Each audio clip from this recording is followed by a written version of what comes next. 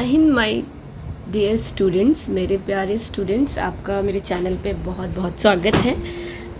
आप सबसे पहले एक काम करेंगे, इस चैनल को सब्सक्राइब कर लेंगे और इस चैनल का वीडियो लिंक आप अपने सारे क्लासमेट्स, क्लास फेलो को शेयर कर देंगे ताकि उनकी भी पढ़ाई हो पाएगी। तो चलिए हम लोग आगे स्टार्ट करते हैं। हम लोग पढ़ रहे थे चैप्टर 8 क्लास 9 का ये बुक है और चैप्टर का जो नाम है वो है माई चाइल्डहुड। तो मेरा बचपन, तो किनका बचपन? तो डॉक्टर APJ अब्दुल कलाम जी का बचपन। तो मैंने लास्ट क्लास में ये सब APJ अब्दुल कलाम जी के बारे में बता दिया था और मुझे पूरा भरोसा है कि आप लोगों ने उसको पढ़ा होगा, उसको याद किया होगा और डिफ़िकल्ट वर्ड्स को भी समझा होगा। एक काम आप लोग सब करेंगे कि मैं जैसे जैसे लाइन वाइज पढ़ती हूँ ना, तो उसके प्रोनंसिएशन, उसके उच्चारण पे आप ध्यान देंगे ताकि आप जब पढ़ें तो आपका प्रोनंसिएशन भी सही हो सके। तो APJ अब्दुल कलाम जी का जो बुक है वो है, बुक का नाम विंग्स ऑफ फायर और इसी में का एक चैप्टर है माई चाइल्डहुड। तो आगे अब हम माई चाइल्डहुड के बारे में देख लेते हैं क्या है। लिखा हुआ है, I was born into a middle class. इनका जन्म कहाँ हुआ था? तो मिडिल क्लास में हुआ था। मिडिल क्लास मतलब कि वैसी फैमिली जिनका इनकम बहुत ज़्यादा नहीं होता, ठीक ठाक इनकम होता है, उसी को कहते हैं क्या? Middle class family. तो इंडिया में ज़्यादातर लोगों का जो फैमिली है मिडिल क्लास ही है। और इनकम में जैसे कि आप देख लें कि जिनका इनकम ईयर का, साल का अगर 5 से 6 लाख या कुछ इसी टाइप का है तो वो सारे फैमिली किस में आते हैं? मिडिल क्लास में आते हैं, 5 लाख या 6, 7, 8 लाख के अंदर। तो इंडिया में ज़्यादातर लोग क्या है? मिडिल क्लास को ही बिलोंग करते हैं। तो ये भी मिडिल क्लास से बिलोंग करते थे। Tamil family in the island town of Rameswaram in the erstwhile Madras state. तो ये कहाँ के रहने वाले थे? रामेश्वरम। रामेश्वरम कहाँ है? तो मद्रास में है, ठीक है। और तमिल फैमिली से थे। तो APJ अब्दुल कलाम मिडिल क्लास में जन्म लिए थे। रामेश्वरम इनका गांव था जो कि मद्रास में पड़ता है। रामेश्वरम तमिलनाडु जो है, आप मैप देखेंगे तो इस साइड है। तो यहाँ के आइलैंड है ना, बे ऑफ बंगाल। तो आइलैंड का मतलब होता है पानी, चारों तरफ जो पानी से घिरा हुआ होता है उसी को कहते हैं आइलैंड, ठीक है। Surrounded by water is called island. Island कि एक लैंड हो गया, जैसे ये ज़मीन का टुकड़ा है, ये लैंड है, भूमि है और इस भूमि के चारों तरफ क्या है? पानी है, ठीक है। A land surrounded with water, ठीक है। A land surrounded with water, इसी को कहते हैं island. My father Jainulabdeen had neither much formal education nor much wealth. इनके जो पिताजी थे जिनका नाम था जैनुलाब्दीन, उन्होंने कभी भी किसी तरह का फॉर्मल एजुकेशन नहीं लिया और ना ही उनके पास ज़्यादा पैसा था। फॉर्मल एजुकेशन का मतलब हो गया कि आप स्कूल गए, आप कॉलेज गए, फिर आपने ग्रेजुएशन किया, आपने पोस्ट ग्रेजुएशन किया, तो ये सब हो गया फॉर्मल एजुकेशन। और जो वेल्थ होता है, वेल्थ का मतलब होता है पैसा, कि इनके पास ना ही ज़्यादा पैसा भी था और इन्होंने कोई एजुकेशन भी फॉर्मल नहीं लिया था, ठीक है। मनी, पैसा, पैसा, ठीक है। Despite this advantages he possessed great इनेट wisdom and true generosity of spirit. ये सब चीज़ नहीं था, क्या नहीं था? पढ़ाई लिखाई में बहुत ज़्यादा इनको एजुकेशन नहीं मिल पाया था, पैसा भी अच्छा खासा नहीं था घर में, लेकिन इन सबों के बावजूद, डिसएडवांटेज का मतलब होता है कि एक कमी है, तो इन सब कमी के बावजूद क्या वो ग्रेट इनेट विजडम, उनके पास जो दिमाग था, जो बुद्धि था, वो बहुत ही ज़्यादा था, ठीक है। बुद्धि, दिमाग जो था वो बहुत ही ज़्यादा था। ब्रेन, दिमाग क्या था? बहुत ही ज़्यादा था। बुद्धि, ठीक है। And a true generosity of spirit, और बहुत ही ज़्यादा जेनरस थे, जेनरस स्पिरिट था, मतलब कि कोई भी चीज़ करना है उसके लिए वो हमेशा क्या होते थे? एक्साइटेड होते थे, बहुत ही काइंड हार्टेड थे, बहुत दयालु थे, बहुत ही जेनरस थे, ठीक है, इनके पिताजी। He had an ideal helpmate in my mother. Mother का नाम क्या था? अशियामा। तो इनकी जो पत्नी थी, एपीजे अब्दुल कलाम की जो माँ थी, उनका नाम था आसिया माँ। और आसिया माँ एक तरह से इनके पिताजी के लिए क्या थी, बहुत अच्छी एक हेल्पमेट थी। मेट का मतलब होता है दोस्त, मेट का मतलब होता है फ्रेंड, ठीक है। तो जैसे कि आप लोग एक दूसरे के फ्रेंड होंगे क्लास 9th में, तो इनकी माँ भी इनके पिताजी के लिए एक बहुत अच्छी दोस्त की तरह थी वो। I do not recall the exact number of people she fed every day. Fed का मतलब होता है भोजन कराना, भोजन कराना, ठीक है, भोजन कराना। तो ये कह रहे हैं कि मुझे याद ही नहीं, रिकॉल मतलब याद करना, याद करना, इनको याद ही नहीं कि इनकी माँ एक दिन में कितने लोगों को भोजन कराती थी, खिलाती थी। मतलब इनकी माँ बहुत खिलाने पिलाने वाली थी। गेस्ट आते थे जो किसी तरह के बाहर के लोग आ गए तो उनको बड़े प्यार से बिठा के एकदम खिलाती थी। But I am quite certain that far more outsider ate with us than all the members of our family put together. लेकिन इनको ये याद नहीं कि एक दिन में वो कितने लोगों को खिलाती थी इनकी माँ खाना। बट इनको ये ज़रूर याद है कि मेरे घर में, मतलब उनके घर में जितने फैमिली मेम्बर्स थे, उनके अपने खुद के फैमिली मेम्बर्स थे, वो जब भी खाना खाने बैठते थे तो उनके घर से ज़्यादा बाहर के लोग उनके साथ खाना खाते थे। तो इसका मतलब यही है कि मान के चले आपके घर में 3 ही फैमिली है, आप है, आपकी मम्मा है, आपके पापा हैं। और क्योंकि आपकी मम्मी बहुत अच्छी हैं, आपके पापा बहुत ही काइंड जनरस हैं, तो उनके घर गेस्ट आते रहते थे और वो भी साथ में मिल के बैठ के खाते थे। तो आप 3 लोग हो गए और बाहर के गेस्ट 4 लोग हो गए, मतलब घर से ज़्यादा बाहर के लोग आपके साथ मिल के खाना खा रहे हैं। तो इस पूरे पैराग्राफ का मतलब मुझे पता है कि आपको अच्छे से समझ में आ रहा होगा। अगर फिर भी आपको कहीं समझ में ना आए तो आप कमेंट में एकदम पूरी आराम से लिखेंगे, क्लियरली लिखेंगे कि आपको कहाँ प्रॉब्लम आ रही है, किस तरीके से आप किसी क्वेश्चंस को डील करेंगे। तो ये सब आप अपने कमेंट में डाल सकते हैं। सेकेंड पैराग्राफ पढ़ती हूँ मैं अब। सेकेंड पैराग्राफ में है, I was one of many children, a short boy with rather undistinguished looks, born to tall and handsome parents. We lived in our ancestral house, which was built in the middle of the 19th century. It was a fairly large pakka house made up of limestone and bricks on the mosque street in Rameswaram. My austere father used to avoid all the inessential comforts and luxuries. However, all the necessities were provided for in terms of food, medicine or clothes. In fact, I would say mine was a very secure childhood, both materially and emotionally. अब देखिए ये क्या बता रहे हैं, ये बता रहे हैं कि I was one of many children, मतलब ये भाई बहन में एक ये भी थे, मतलब इनके बहुत सारे भाई बहन थे। और शॉर्ट बॉय, हाइट क्या था, छोटा था, with rather undistinguished look, born to tall and handsome parents. कह रहे कि मैं तो छोटा था लेकिन मेरे पेरेंट्स लोग क्या थे, लंबे थे और बहुत खूबसूरत थे, लेकिन मैं क्या था, मैं छोटा था, मैं हाइट में छोटा था। We lived in our ancestral house, हम अपने पूर्वज के घर में रहते थे, जो कि कहाँ बना हुआ था, मिडिल 19th सेंचुरी का बना हुआ था। 19th सेंचुरी के मध्य का बना हुआ वो घर था, हमारा पुश्तैनी घर, हम वहीं रहते थे। It was a fairly large पक्का हाउस, फेयरली का मतलब बड़ा, अच्छा खासा बड़ा पक्का का घर था, जैसे ईट पत्थर पक्का का घर होता है ना, वैसे ही। मेड ऑफ लाइमस्टोन, किससे बना हुआ था, लाइमस्टोन, लाइमस्टोन एक पत्थर होता है, उससे बना हुआ था, ठीक है।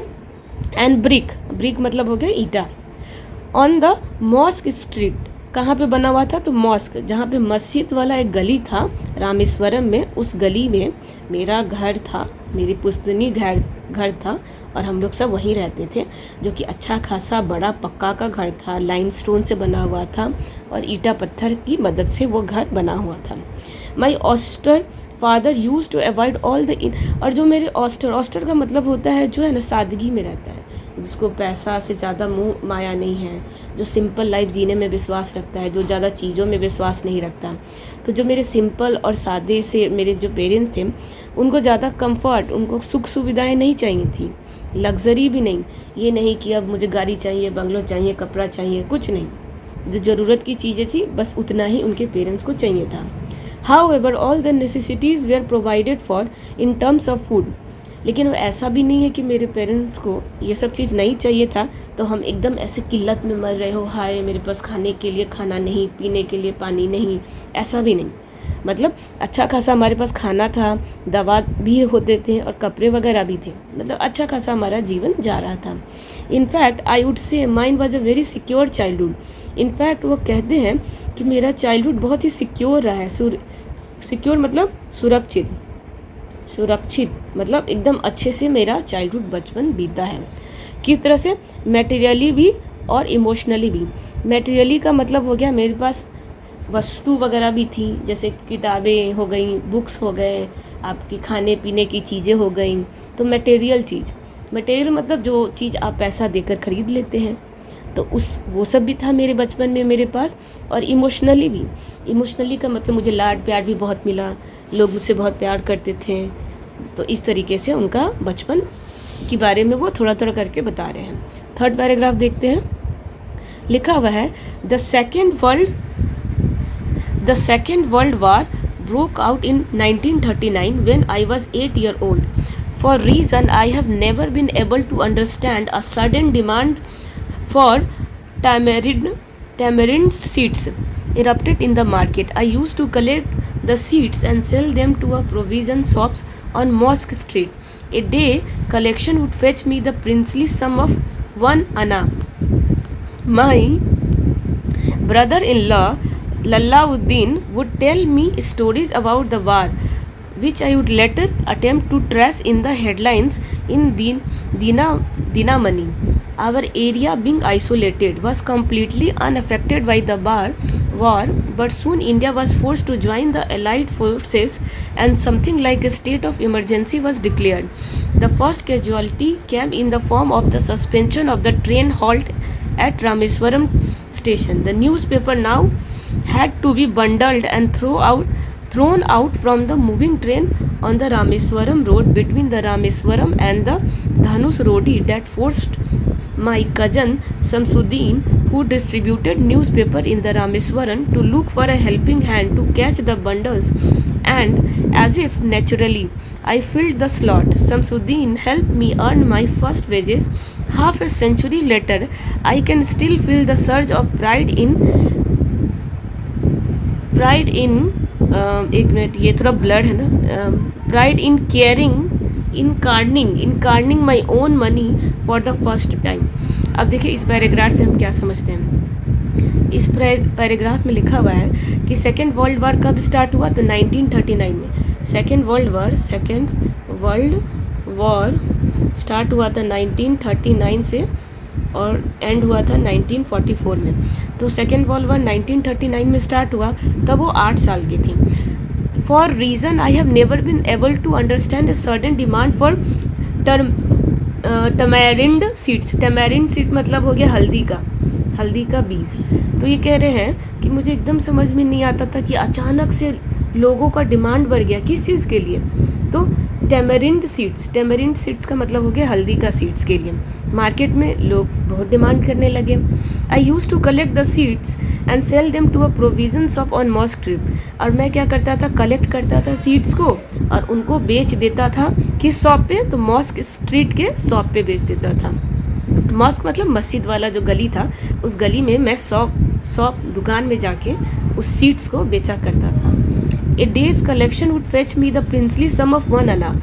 एक दिन का कमाई मेरे पास लगभग 1 अन्ना के बराबर हो जाता था। 1 अन्ना मतलब 1 रुपीज़, समझिए 1 रुपीज़ के जितना मेरा इनकम एक दिन का हो जाता था। मैं हल्दी का सीड्स बेच के एक दिन में 1 रुपया मोटा मोटी कमा लेता था। ठीक है। ब्रदर इन लॉ, उसके बाद क्या लिखा है आप देखिए, माई ब्रदर इन लॉ मतलब कि इसकी बहन का जो हस्बैंड हो गया उसको कहते हैं ब्रदर इन लॉ, जिसको आप लोग जीजा कहते हैं ना, जीजा। ठीक है, एक मिनट, जीजा। ठीक है। तो माय ब्रदर इन लॉ जो अब्दुल कलाम जी के जो जीजा थे जिनका नाम था जलालुद्दीन, वो tell me stories about the war.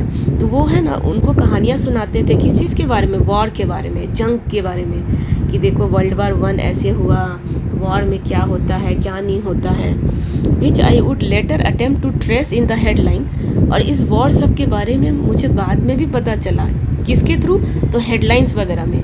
Newspaper जो था दीना मनी न्यूज़पेपर के हेडलाइन से मुझे वॉर वगैरह के बारे में पता चलने लगा, क्योंकि जब World War II स्टार्ट हुआ था 1939 में, तब वो 8 साल के थे।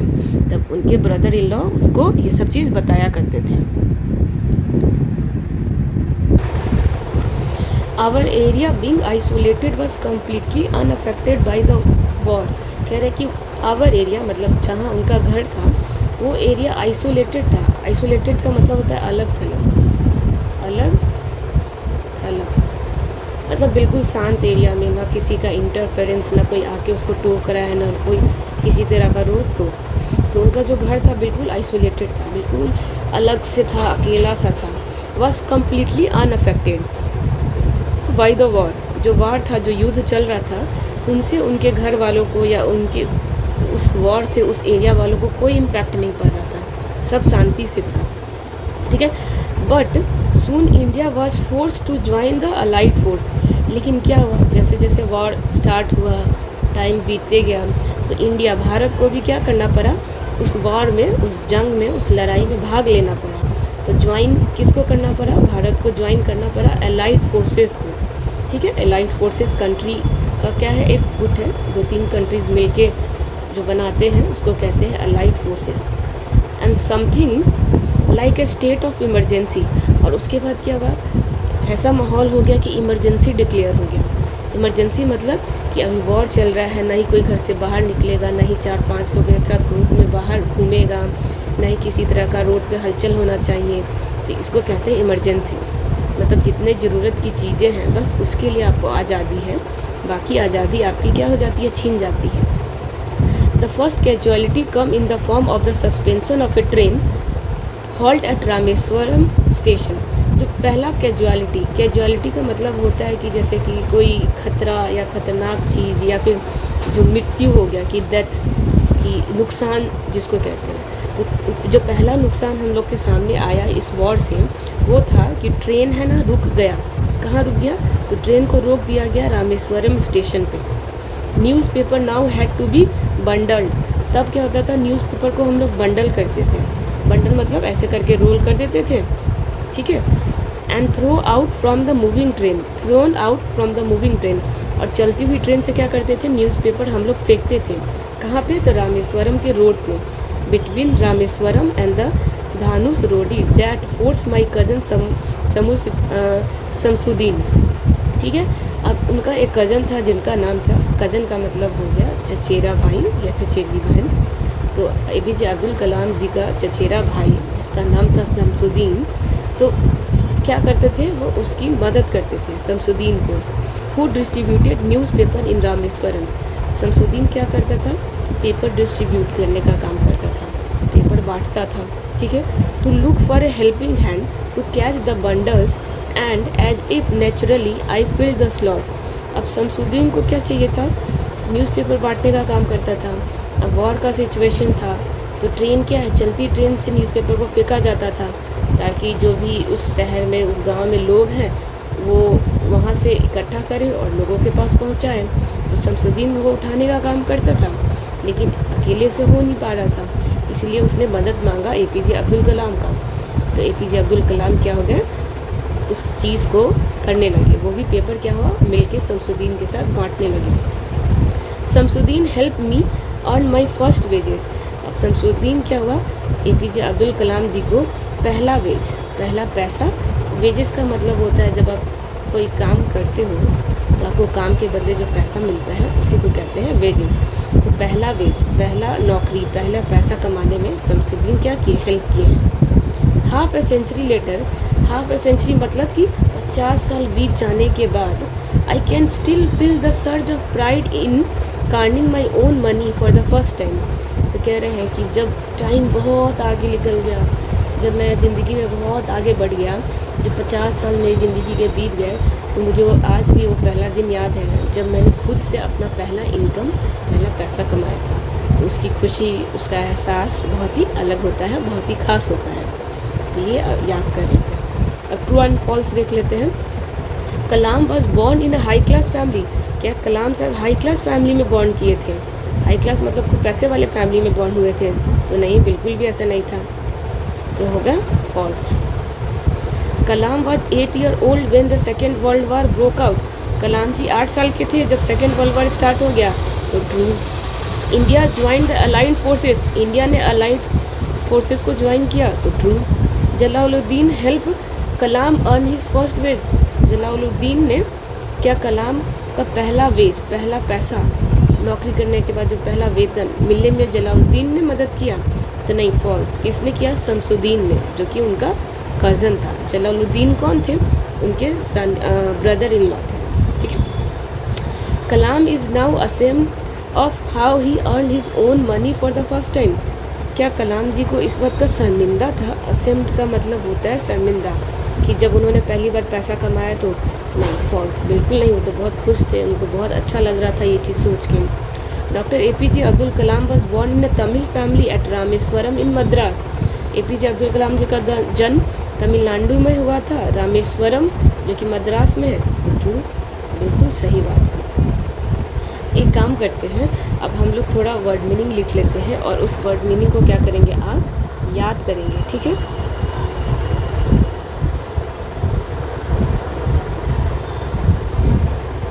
अब जैसे कि मैं आपको वर्ड मीनिंग के लिए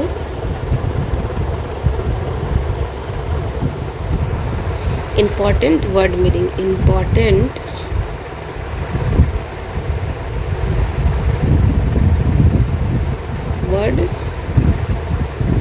वर्ड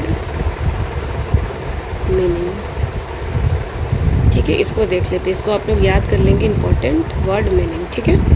अब इसमें से स्टार्ट करते हैं। जैसे कि है माई चाइल्डहुड में, अगर आपको लगे तो चैप्टर जो स्टार्ट हो रहा है यहाँ से, तो इससे हम लोग देखते हैं मिडिल क्लास। जैसे कि आइलैंड का मैंने लिख दिया है, आइलैंड का मतलब होता है टापू, टापू। देखिए हिंदी थोड़ा मेरा वीक है, तो उसको प्लीज़ आप लोग इग्नोर करेंगे, बहुत ज़्यादा ध्यान नहीं देंगे। उसके बाद हो गया नीदर, नीदर नहीं, फॉर्मल। फॉर्मल, फॉर्मल का मतलब होता है सिस्टमैटिक, तरीके से, सिस्टमैटिक। सिस्टमैटिक मतलब कि जैसे कि 1 क्लास के बाद 2 क्लास की पढ़ाई, 10th के बाद 12th, फिर 12th के बाद कॉलेज, कॉलेज के बाद पोस्ट ग्रेजुएशन, उसी को कहते हैं। ठीक है। उसके बाद वेल्थ, वेल्थ का मतलब होता है धन, मनी। उसके बाद हो गया डिसएडवांटेज, डिसएडवांटेज, डिसएडवांटेज का मतलब हो गया नुकसान, हानि, हानि, नुकसान, लॉस। ठीक है। उसके बाद हो गया मेट, मेट का मतलब होता है दोस्त, फ्रेंड, दोस्त, फ्रेंड। उसके बाद हो गया आपका इम्पॉर्टेंट जो है डिस्टिंग्विश्ड, डिस्टिंग्विश्ड, इसका मतलब होता है खास,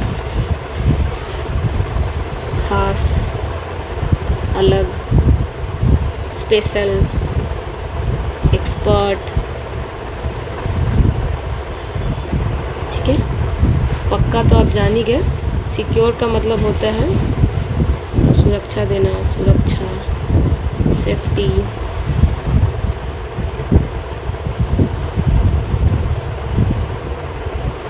मॉस्क का मतलब मस्जिद,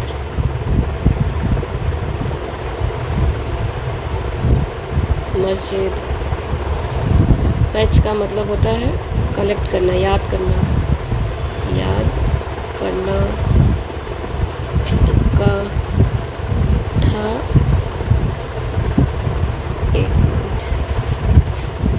इकट्ठा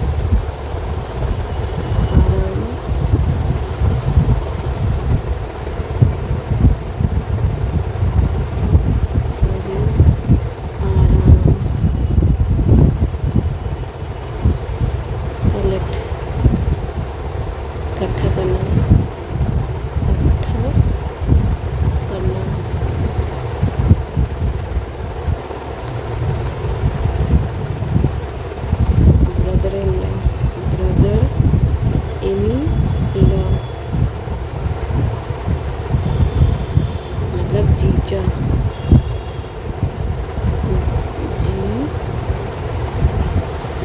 जीजा बहन का पति।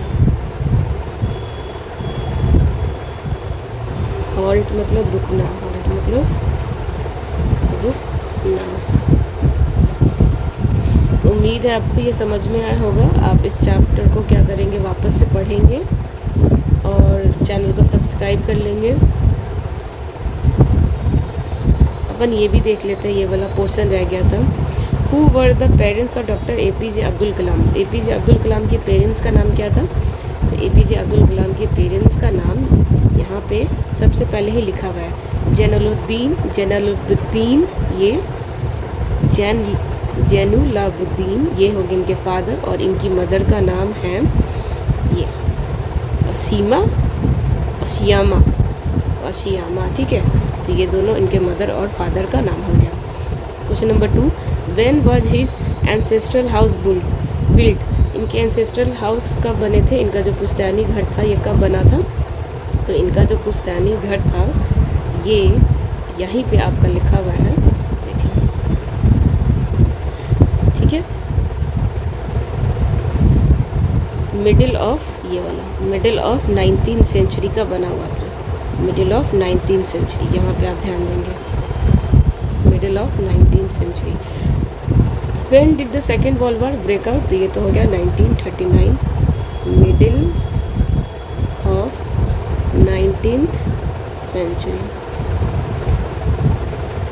ठीक है। चैनल को सब्सक्राइब करेंगे, वीडियो को लाइक करेंगे। थैंक यू, जय हिंद।